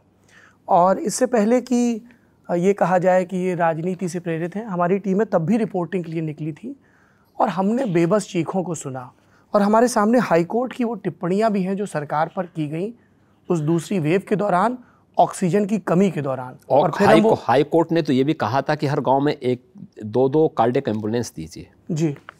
क्या ये व्यवहारिक था? हाई कोर्ट ने तो ये भी कहा था कि हर वार्ड में एक RT-PCR की लैब खोलिए। क्या ये व्यवहारिक था जी? देखिए, जब व्यवहारिक धरातल की जानकारी नहीं होती तो व्यक्ति कुछ भी बोल सकता है। सच्चाई क्या थी? कोविड प्रबंधन किसका अच्छा था जी? यह देश और दुनिया ने फाइजर की वैक्सीन बनाने वाला, कोविड वैक्सीन बनाने वाला जी, फाइजर वैक्सीन का जो निर्माता है जी, वो इस बात को अमेरिका के लिए कहता है कि आपको कोविड प्रबंधन देखना तो यूपी के अंदर देखो, यूपी ने कैसे नियंत्रित किया है जी। देखिए, यूपी की पॉपुलेशन है 25 करोड़, 25 करोड़ की आबादी यूपी के अंदर है। अमेरिका की आबादी है 33 करोड़। ठीक है। कोविड प्रबंधन का मानक क्या होना चाहिए? हम मीडिया की सुर्खियों में बने रहें या अधिक से अधिक लोगों की जान बचाएं? क्या होना चाहिए? मैं आप इसे पूछता हूं। ज्यादा से ज्यादा लोगों की जान, यही होना चाहिए ना? बिल्कुल। अमेरिका के अंदर मौतें हुई हैं 6.5 लाख और यूपी के अंदर मौत हुई है 22,900। आबादी में बहुत अंतर नहीं है, दोनों की आबादी लगभग बराबर है। 33 करोड़ अमेरिका की पॉपुलेशन है और यूपी की 25 करोड़ है जी। कोरोना प्रबंधन किसका अच्छा है? एक। दूसरा, ब्राजील और यूपी की आबादी लगभग बराबर है। ब्राजील के अंदर कितनी मौतें हुई और यूपी के अंदर? हमारे लिए एक मौत दुखद है, हमारी संवेदना उन परिवारों के प्रति है। हर परिवार के प्रति संवेदना व्यक्त करने के लिए हम या हमारा कोई ना कोई मंत्री या कोई ना कोई पदाधिकारी जरूर गया। हमने कंपनसेशन भी हर एक परिवार तक पहुंचाने का कार्य किया। लेकिन कोविड क्राइसिस में मैनेजमेंट किसका अच्छा है, यह दूसरा उदाहरण आपके सामने है मुख्यमंत्री जी। तीसरा है भारत के अंदर जी। भारत के अंदर तो कानून सब पे बराबर लागू होता है ना? ठीक। यूपी की पॉपुलेशन है 25 करोड़, महाराष्ट्र के 12 करोड़। यूपी से 8 गुना मौतें महाराष्ट्र के अंदर हुई हैं। अब किसका अच्छा है? ये आंकड़े पर्याप्त हैं। WHO, नीति आयोग और दुनिया के अन्य संस्थाओं ने यूपी के कोविड प्रबंधन की स्वयं सराहना की है। और मुझे लगता है कि बाल की खाल निकालने के लिए तो व्यक्ति कुछ भी बोल ले, सच्चाई जमीनी धरातल पर क्या है वो हर व्यक्ति जानता है। आप ये दावे कर रहे हैं, निस्संदेह यूपी की जनसंख्या बहुत ज़्यादा है, पर इन सब के बीच जब आपके मंत्री का विधानमंडल में बयान आया ना कि एक भी मौत ऑक्सीजन की कमी से नहीं हुई है, और वो सारी बाइट्स पीड़ित लोगों की, तो लोगों का ये कहना है मुख्यमंत्री जी कि ठीक है, आप स्वीकार तो करिए कि कुछ कमी रह गई, सुधारेंगे। मैं क्या कह रहा हूँ, देखिए ये आपदा है। हाँ। मुझे एक बात बताइए, ऑक्सीजन की क्राइसिस क्या भारत के अंदर ही थी क्या? सेकेंड वेव के दौरान अमेरिका के अंदर भी ऑक्सीजन की क्राइसिस हुई, यूरोप के अंदर भी हुई, और सरकार ने उसके लिए तत्काल उस प्रकार के इंतजाम भी किए जी। पहली बार एयरफोर्स के जहाज लगाए गए ऑक्सीजन टैंकर लाने के लिए, ऑक्सीजन स्पेशल ट्रेन चलाई गई। सरकार हाथ पे हाथ धरे हुए बैठी नहीं, लेकिन हमें इस बात को देखना होगा कि हम लोग दिखा क्या रहे हैं। हमें शमशान घाट की जलती हुई चिताएं दिखानी चाहिए कि हमें एक रिकवर होते हुए पेशेंट को दिखाना चाहिए? हमारी नेशनल ड्यूटी क्या है? क्या हम इतने गैर जिम्मेदार हो जाएं? क्या हम इतने गैर जिम्मेदार हो गए हैं कि अपनी राष्ट्रीय जिम्मेदारी को भूल जाएं? कि हम जलती हुई लाशों को दिखाएं लोगों में उत्तेजना पैदा करें, लोगों के अंदर एक स्थिति को इतनी पैनिक बना दे कि हर व्यक्ति भयभीत हो जाए। ये बहुत दुर्भाग्यपूर्ण और शर्मनाक स्थिति थी कि जब हम रिकवर लोगों के मनोबल को बढ़ाने के बजाय उनके मनोबल को दबाने का कार्य कर रहे थे। और मुझे लगता है आपदा के समय हर एक व्यक्ति की ड्यूटी थी कि हम पूरी जिम्मेदारी और पूरी जवाबदेही के साथ काम करें, और केंद्र सरकार हो या राज्य सरकार, पूरी जिम्मेदारी और पूरी जवाबदेही के साथ काम किया गया और पूरी जवाबदेही के साथ काम किया जा रहा है। चलिए, I leave that to the audience. एक सवाल जिस पे बहुत सारे के सारे 75 जिलों के नौजवानों ने घेर के रखा लल्लन टॉप को सोशल मीडिया पर भी, वो है रोजगार। योगी आदित्यनाथ सरकार कहती है कोई भाई भतीजावाद नहीं, कोई भ्रष्टाचार नहीं, 4.5 लाख लोगों को नियुक्ति पत्र। विपक्षी कहते हैं जरा इसका ब्रेकडाउन मांग लीजिए। नौजवान कहते हैं साहब सुप्रीम कोर्ट के आदेश हैं, हाई कोर्ट की डबल बेंच के आदेश हैं, यहीं लखनऊ में इको गार्डन में बैठे रहे मॉडल कोड ऑफ कंडक्ट लागू होने तक। कोई कह रहा है कि साहब आरक्षण में दुरुस्त नहीं हुए, कोई कह रहा है कि सरकार ने सुपर टेट का एग्ज़ाम नहीं करवाया, देखिए पेपर लीक हो जाते हैं, 8-8, 10-10 बार ऐसे मामले हुए। तो ये दो चीज़ें सामने आती हैं। 8-8, 10-10 बार कोई भी मामले यहाँ नहीं हुए हैं जी। तो मुझे लगता है कि आपको बहुत स्पष्ट करना चाहिए, कोई भी 8-8, 10-10 बार कोई मामला इस प्रकार का नहीं हुआ। पेपर लीक पे आपकी सरकार ने 8-10 बार, कौन से 8, मुझे गिना दीजिए कौन 8 बार पेपर लीक हुए हैं? पेपर लीक को लेके आप मुझे बताइए पहले, कौन 8 बार कौन से पेपर लीक? मैं वही पूरे आप बताइए ना, लेके आया हूं। आप मुझे बताइए कब 8 बार पेपर लीक हुए? 2019 में मुख्यमंत्री जी पीसीएस पेपर लीक होता है, एलटी ग्रेड परीक्षा 2018 का। एक भी पेपर लीक नहीं हुआ। अंजू कटियार के खिलाफ के खिलाफ उस मामले में नहीं कार्रवाई की गई थी, पेपर लीक के मामले में नहीं कार्रवाई हुई थी। आप गलत बयानी कर रहे हैं। अंजू कटियार के खिलाफ उस मामले में कार्रवाई नहीं हुई थी जी। उस समय पेपर लीक का तो मामला ही नहीं था। अव्यवस्था, कुप्रबंधन, कुप्रबंधन का मामला था। कुप्रबंधन में हमने कार्रवाई की थी जी, और जेल भेजा था हमने जी, हमने जेल भेजा था बिल्कुल। तो ये पेपर सेट होने के पहले जो अंदर की वो चल रही थी उसके बारे में हमने कार्रवाई की थी।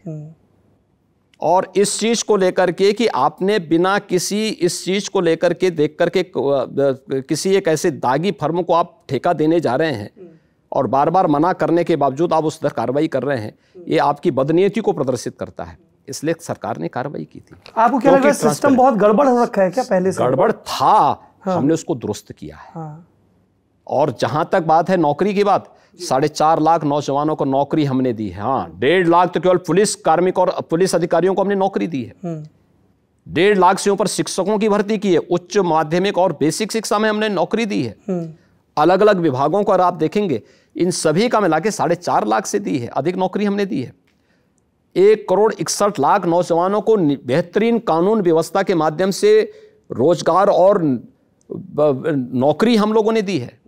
60 लाख से अधिक लोगों को हम लोगों ने एमएसएमई में विभिन्न प्रकार के स्वतः रोजगार की योजनाओं के साथ जोड़ने का कार्य किया है। ये हमारी सरकार ने किया है। और इसमें अब तो जो इस फील्ड में काम करने वाली नेशनल एजेंसियां हैं उनके डाटा भी इस बात को आज प्रदर्शित करते हैं कि 2016 के पहले 17 के पहले उत्तर प्रदेश 16-17 में यूपी के अंदर जो अनएम्प्लॉयमेंट रेट था वो 18% से अधिक था, आज जो 4% के आसपास है। ये डाटा, ये मेरे डाटा नहीं है, ये भारत सरकार के और उन एजेंसियों के डाटा हैं जो इस फील्ड में कार्य कर रहे हैं। हाँ, कुछ मुद्दे पर जैसे टीटी की परीक्षा होनी थी, पेपर लीक हुआ, परीक्षा प्रारंभ होने के पहले हमने निरस्त किया और तह में गए जितने दोषी थे सबको उठा उठा करके जेल भेजा गया। मुझे ये भी मालूम है कि अभी जो ये धरना प्रदर्शन कर रहे थे इसमें कौन कौन से कोचिंग संस्थान इसके पीछे थे। आप ये कह रहे हैं कि ये जो सब जगह हैशटैग चल रहे हैं, ये मैं क्या कर रहा हूं ना जी, देखिए होगा, हर व्यक्ति चाहता होगा सरकारी नौकरी प्राप्त करना। सरकार की नौकरी भी निकलती है जी, सरकार जो भी करेगी ट्रांसपेरेंट तरीके से करेगी जी। लेकिन मैं कह सकता हूँ 4.5 लाख नौकरी में एक भी कोई भाई भतीजा बात की बात नहीं कर सकता, नहीं कर सकता। एक भी नहीं कह सकता है कि जैसे पहले चाचा भतीजा और उनका पूरा गैंग उतर पड़ता था वसूली में, इन 4.5 लाख भर्तियों में कोई भी इस प्रकार की घटना ही नहीं हो सकती। तो ये शिक्षक उम्मीद करें कि अगर आपकी सरकार लौटती है तो भर्तियां आएंगी? क्यों नहीं, भर्ती की प्रक्रिया तो हम आगे बढ़ा ही रहे जी। वो भर्ती की प्रक्रिया आगे बढ़ेगी और पूरी पारदर्शी तरीके से आगे बढ़ेगी, क्योंकि सबसे बड़ा छात्र समूह वही है। मैं क्या कह रहा हूं, वो पूरी तरीके से बनेगी लेकिन किसी के दबाव में नहीं। ये जो कुछ कोचिंग संस्थाओं के नाम अभी आए हैं, इसमें भी बहुत बड़ी कार्रवाई होने वाली है। अच्छा। जो इस आंदोलन के पीछे थे, क्योंकि उन्होंने कुछ पेपर, उस टीईटी के पीछे भी उनका हाथ था, उनकी दुकानदारी चलती थी, उससे दुकानदारी चलती थी। अभ्युदय कोचिंग संस्थाएं प्रारंभ होने से इनके दुकानें बंद हुई। हाँ, अभ्युदय की मैंने तारीफ सुनी फील्ड में। नहीं, मैं क्या कर रहा हूं ना जी, आपको बहुत कुछ तारीफ सुनी होगी। हाँ, मैं तो बता रहा हूँ, जहां बोलने की हिम्मत भी करनी चाहिए। नहीं, मैं तो बोल रहा हूँ, मैंने तो गन्ना किसान पे भी बोला, अभ्युदय पे बोला, लॉ एंड ऑर्डर पे बोला। अभ्युदय कोचिंग ने बहुत सारे लोगों की उनकी दुकानें जो अनैतिक कृत्यों में लिप्त थी बंद हुई हैं जी। वे लोग इसके पीछे थे और उनमें हम कुछ कार्रवाई करने जा रहे हैं। अच्छा, एक आखिरी सवाल है। आपके तमाम राजनीतिक विरोधी हैं, नित नए चैलेंज, उनमें से एक आपके विरोधी हैं असदुद्दीन ओवैसी। लोग कहते हैं कि ये ओवैसी का समझ में नहीं आता है। अखिलेश यादव सीएम थे तो ओवैसी को यूपी में नहीं आने देते थे। मुख्यमंत्री अब योगी आदित्यनाथ जी हैं तो वो हैदराबाद में तो ललकारते हैं, लेकिन यहाँ भी खूब स्वागत करते हैं, क्योंकि उनको लगता है कि ओवैसी जितना सक्रिय होंगे उतना ही भाजपा को फायदा होगा। कभी आपकी ओवैसी से मुलाकात हुई? आप दोनों लोग सांसद रहे हैं। देखिए, सांसद के रूप में या मुख्यमंत्री के रूप में मेरी उनसे कोई व्यक्तिगत मुलाकात नहीं है। कभी नहीं? सांसद के रूप में आमने सामने भले ही मुलाकात हुई होगी। अच्छा। लेकिन कोई इस प्रकार की नहीं। लेकिन एक व्यक्ति को कानून के दायरे में, संवैधानिक दायरे में अपनी बात कहने का पूरा अधिकार है। हाँ, इतना तय है कि कानून को हाथ में लेने की छूट किसी को नहीं देंगे, किसी को नहीं देंगे। एक और नेता है, कांग्रेस के प्रदेश अध्यक्ष हैं अजय लल्लू। लोग कहते हैं योगी आदित्यनाथ ने उनको नेता बना दिया, इतना गिरफ्तार किया कि लोग जानने लगे उनको। क्यों कांग्रेस के नेता नहीं हो सकते क्या? नहीं, ये तो आप बताइए। और क्या अजय लल्लू नेता नहीं हो सकते? आपके पूर्वांचल से ही हैं, पुराने परिचित होंगे। आपको काहे इतनी चिढ़ है कि पूर्वांचल ऐसे है तो नेता नहीं, मुझे पूर्वांचल से चिढ़ नहीं, अतिरिक्त प्रेम है। प्रियंका गांधी जी से कभी मिले हैं आप? भाई, इस प्रकार की स्थिति आनी नीचे, उनकी पार्टी उनको नहीं पूछती तो यहाँ बीजेपी में क्या कोई पूछेगा। अच्छा, तो प्रियंका जी से कभी मुलाकात है? नहीं, किस बात के लिए मुलाकात होनी? सार्वजनिक जीवन में कभी? वो कोई सांसद नहीं है, वो विधायक नहीं है। तो नारा दिया उन्होंने, लड़की हूँ, लड़ सकती हूँ, और 40% टिकट लड़कियों को देंगे। ये बात है, उनको टिकट उतने टिकटार्थी मिले तो। अच्छा, मायावती जी भी मुख्यमंत्री रही हैं 10 बरस पहले, उनको लेकर कम हमलावर नजर आ रही है भाजपा। क्या मुकाबले में नहीं मानते आप? देखिए, ऐसा नहीं है। बीजेपी अनावश्यक किसी पे हमला भी नहीं करती है, किसी को टारगेट भी नहीं करती है। अगर किसी व्यक्ति फोकस्ड होनी है तो उसमें जिस व्यक्ति के जो चीजें होंगी उसके बारे में तो कोई बोलेगा। मायावती जी ने प्रदेश में मुख्यमंत्री के रूप में कार्य किया, प्रदेश की जनता को पसंद नहीं था, प्रदेश की जनता ने उनको हटा दिया, मामला समाप्त। बहुजन समाजवादी पार्टी एक राजनीतिक दल है, उसको भी चुनाव लड़ने का अधिकार है। समाजवादी पार्टी एक राजनीतिक दल है, उसको चुनाव लड़ने का अधिकार है। कांग्रेस एक राजनीतिक दल है, वो चुनाव लड़ रही है। सभी को अपने अपने मैनिफेस्टो के अनुसार चुनाव लड़ने का अधिकार है। इसमें कहां से भी बात का प्रश्न होता है। मुख्यमंत्री जी, आखिरी चरण, कू ऐप पर नौजवानों ने सवाल पूछे, एक एक लाइन में बस जवाब दे दीजिएगा। खुशबू एक लड़की है उत्तर प्रदेश की, उन्होंने कहा कि पुलिस फोर्स में मुख्यमंत्री जी ज्यादा लड़कियों को क्यों नहीं भर्ती करते, सामाजिक ढांचा सुधरेगा? देखिए, 1947 से लेकर 2017 के बीच जितनी बेटियां पुलिस में भर्ती हुई थी उससे 3 गुना बेटियां भर्ती हुई हैं 2017 से अब तक जी। और हमने पर्याप्त प्रतिनिधित्व दिया। आज हमारे ग्राम पंचायत में महिला पुलिस बीट अधिकारी की तैनाती भी कर चुके हैं। विवेक ने सवाल पूछा है कू ऐप पर कि बाकी नेताओं के बारे में बड़ी पर्सनल इंफॉर्मेशन मिलती है, मुख्यमंत्री के निजी जीवन के बारे में जानकारी नहीं मिलती है। फिल्में देखते हैं, गाने सुनते हैं। हमने पिछले ललन टॉप अड्डा में आपसे विन डीजल पे पूछा था, लोगों ने बड़ी रील चलाई। भजन सुनता हूँ। भजन सुनते हैं। तो जैसे कभी आपसे एक्ट्रेस वगैरह मिलने आती है, यहाँ शूटिंग बहुत होती है फिल्म बंधु की, तो आपके अधिकारी आपको कुछ ब्रीफ तो देते होंगे ना कि मुख्यमंत्री जी इन्होंने इस फिल्म में काम किया है या कुछ? नहीं, जो आता है मैं उन्हीं से पूछता हूँ कि आप कौन सी फिल्म बना रहे हैं। अच्छा, जैसे कंगना रनावत आई और कई लोग मिलने आए। उन्होंने अयोध्या पे बहुत अच्छी फिल्म बनाई। हाँ। एक उन्होंने तमिलनाडु की पूर्व मुख्यमंत्री जयललिता जी पे बहुत अच्छी फिल्म बनाई, बहुत अच्छी एक्टिंग देखी आपने? वहाँ पे थी। मैं देख नहीं पाया, लेकिन हाँ, मेरी इच्छा है कि चुनाव के बाद फुर्सत मिलेगी तो जरूर देखूंगा। फिल्म देखेंगे। कंगना जी ने बहुत अच्छी एक्टिंग की है और मैंने जो उसका शॉट देखे थे बहुत अच्छे ढंग से उन्होंने अपने की थी। अच्छा। और वैसे भी वह बहुत बहादुर लेडी है, मजबूती के साथ अपनी बात को कहने की हिम्मत करती है। हाँ, कंट्रोवर्सी में भी खूब रहती है। कंट्रोवर्सी तो हर एक जो अच्छी बात बोलेगा उसको कंट्रोवर्सी में, इस देश का एक तबका ऐसा जो उसको कंट्रोवर्सी में लाने का प्रयास करता है। सरफराज अहमद आपके प्रदेश के नागरिक हैं, उनका सवाल है मुख्यमंत्री जी से कि नोएडा में 50,000 से ज़्यादा फ्लैट की परमानेंट रजिस्ट्री अटकी हुई है। मुख्यमंत्री जी बिल्डरों पे और सख्ती क्यों नहीं करते? देखिए, इसमें बहुत सारी जगह बिल्डर और कुछ जगह होम बायर्स स्वयं रजिस्ट्री नहीं कराना चाहते, सरकार उनकी रजिस्ट्री करना चाहती है। इसमें कुछ जगह बिल्डर्स ने अथॉरिटी के ड्यूज पूरे नहीं किए हैं, इसलिए बिल्डर पर दबाव बनाया गया है। कुछ मामले न्यायालय में लंबित पड़े हुए हैं और कुछ में होम बायर्स ने समय मांगा है। तो कुछ आप टास्क फोर्स वगैरह बना के टास्क फोर्स ऑलरेडी काम कर रही है, हमारी काम कर रही है, हमारे मिनिस्टर ने भी वहाँ कैंप किया, वो सब काम कर रहे हैं। अंकिता ने सवाल पूछा है कि मुख्यमंत्री जी उपलब्धि के तौर पे बताते हैं, और उपलब्धि है भी, कि जो सरकारी विद्यालय हैं उनमें नामांकन बढ़ा है पिछली सरकारों के मुकाबले। तो फिर तो मुख्यमंत्री जी ये भी मानेंगे कि जब ज़्यादा स्टूडेंट है तो ज़्यादा टीचर्स की ज़रूरत है। आलोक ने भी यही कहा कि डबल बेंच का ऑर्डर है। 1.5 लाख शिक्षकों की भर्ती हम कर चुके हैं जी, और भर्ती ही नहीं करना, उनकी ट्रेनिंग भी होना है। इसलिए जितने ट्रेनिंग के इंस्टीट्यूट खाली होंगे फिर नई भर्ती की प्रक्रिया आगे बढ़ेगी। ये आपने अभी फिल्मों का जिक्र हो रहा था, अजय का सवाल है कि फिल्म सिटी कब तक बनके तैयार हो जाएगी? ये यूपी के हैं, मुंबई में काम करते हैं, कह रहे हैं हमें यूपी में काम करना है। अंतिम प्रक्रिया इसमें यानी हम लोगों ने पूरी प्रक्रिया हम पूरी कर चुके हैं और मुझे लगता है कि बहुत जल्दी हमारी इसके शिलान्यास की कार्रवाई होने जा रही है। कई मुंबई के फिल्म डायरेक्टर ये पूछते हैं कि स्क्रिप्ट तो नहीं दिखानी पड़ेगी सरकार को पहले? नहीं, स्क्रिप्ट दिखाने की आवश्यकता है नहीं पड़ती है यहाँ। हाँ, ये हम जरूर चाहेंगे जी कि उत्तर प्रदेश की परंपरा, संस्कृति, और देखिए फिल्म सिटी केवल यूपी के लिए नहीं है, पूरे देश के लिए है, दुनिया के लिए है जी। ये दुनिया का फिल्म सिटी बनेगा, सबसे अच्छा बनेगा अब तक का। और आपने तो कह दिया चुनाव के बाद फिल्म देखेंगे आप बैठ के। मैंने कहा ना, देखूंगा मैं कंगना जी की फिल्म तो जरूर देखूंगा, जरूर देखेंगे। और मुझे और भी अयोध्या पे बहुत सारी फिल्में बन रही हैं, हाँ, मुझे लगता है उसको भी मैं जरूर देखूंगा। एक कल्पना का आखिरी सवाल कि फ्रीडम ऑफ स्पीच को लेकर योगी आदित्यनाथ सरकार इतनी आक्रामक रहती है, तुरंत यूएपीए लगा दिया जाता है, रास्को लगा दिया जाता है, और कोर्ट में ज्यादातर मामले टिकते भी नहीं है। ऐसा नहीं है, हमने फ्रीडम ऑफ स्पीच की स्वतंत्रता सबको दी है जी, लेकिन वह कानून के दायरे में, संविधान के दायरे में। हाँ, क्योंकि आपने पोस्टर लगवा दिए थे, फिर हाईकोर्ट की उस पर भी टिप्पणियां आई। वह सार्वजनिक संपत्ति को जो जलाएगा उसके पोस्टर लगेंगे, आगे भी लगाएंगे। इसीलिए एक ऑर्डिनेंस भी निकाल दिया था। ऑर्डिनेंस ने, हमने एक्ट भी बनाया है जी। चलिए, आप सुन रहे थे मुख्यमंत्री योगी आदित्यनाथ को इस पूरी बातचीत के बारे में, इस जमघट के बारे में, सत्ता के दावेदारों से सवाल के बारे में जो भी राय हो कमेंट बॉक्स में जरूर बताइए। मुख्यमंत्री जी, आपने इतना समय दिया, बहुत बहुत धन्यवाद, और चुनाव के लिए बहुत बहुत शुभकामनाएं। धन्यवाद जी।